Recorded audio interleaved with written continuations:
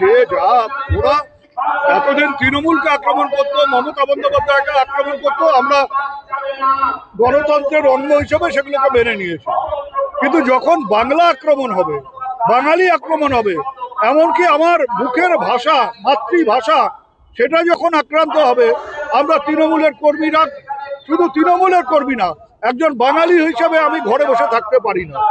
তাই রাস্তায় নেমে আমরা এই ধরনের মূর্খদের বিরুদ্ধে, যে ভাষায় রবীন্দ্রনাথ ঠাকুর কবিতা লিখে, গান লিখে নোবেল পেয়েছেন, যে ভাষায় কবিতা লিখে, গান লিখে নজরুল ইসলাম সাম্প্রদায়িক সম্প্রীতিকে শক্তিশালী করেছেন, চারণ কবি মুকুন্দ দাস এই ভাষায় গান লিখে, গান গেয়ে বাঙালিদেরকে স্বাধীনতা সংগ্রামে উদ্বুদ্ধ করেছে, সেই ভাষার অসম্মান কেউ মেনে নেবে।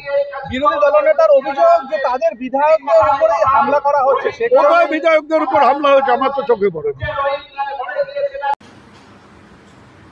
বাংলা ভাষার উপর যেভাবে আক্রমণ চলছে, বাংলা ভাষী মানুষদের উপর যেভাবে আক্রমণ চলছে, তারই প্রতিবাদে আজকে আমাদের কোচবিহার জেলায় 19টি জায়গায় তৃণমূল কংগ্রেসের আমাদের বিক্ষোভ ধর্ণা কর্মসূচি চলছে। কোচবিহার 2 নং ব্লকের কোচবিহার শহরের ঢোকার মুখে খাগড়াবাড়িতে এইরকম একটি কর্মসূচি চলছিল।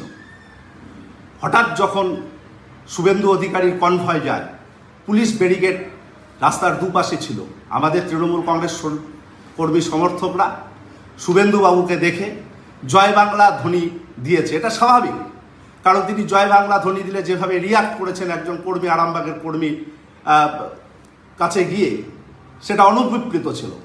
আমরা এটা মানতে পারিনি, তাই জয় বাংলা ধ্বনিতে মুখরিত হয়েছিল সেই এলাকা। এবং যেভাবে তিনি প্রতিনিয়ত কুড়েচুকর আক্রমণ করেন আমাদের নেত্রী মমতা বন্দ্যোপাধ্যায়, অধিনায়ক অভিষেক বন্দ্যোপাধ্যায়কে, প্রতিনিয়ত বিধানসভার লবিতে দাঁড়িয়ে যেভাবে বাংলা বিরোধিতায় সামিল হন, তার প্রতিবাদে আজকে সাধারণ মানুষ, তৃণমূল কংগ্রেসের কর্মী সমর্থকরা স্বতঃস্ফূর্তভাবে বিক্ষোভ প্রদর্শন করেছেন। কিন্তু কোনো ভাঙচুরের ঘটনা ঘটেনি। তৃণমূল কংগ্রেস কোনো কর্মী ভাঙচুরের ঘটনার সঙ্গে জড়িয়ে নেই। বিজেপি তারাই নিজেরাই নিজেদের গাড়ি ভেঙে ফুটেজ পেতে, সিম্প্যাথি গ্রো করতে এ ধরনের নাটক করছে, এটা আমরা নিশ্চিতভাবে বলতে পারি। আমরা ধিক্কার জানাই শুভেন্দু বাবুর এই কদর্য নোংরা রাজনীতি করবার জন্য। মেড প্লাস ফার্মেসি, খেজুরতলা বাজার, ময়না। সমস্ত রকমের এলোপ্যাথি ওষুধ সুলভে পাইবার বিশ্বস্ত প্রতিষ্ঠান। আমাদের এখান থেকে যে কোনো অ্যামাউন্টের ওষুধ কিনলে 15% ছাড়, আবার 1000 টাকা বা তার বেশি হলে 20% ছাড় দেওয়া হয়। আর মেড প্লাস ব্র্যান্ডের ওষুধের ওপর 50% থেকে 80% পর্যন্ত ছাড় দেওয়া হয়।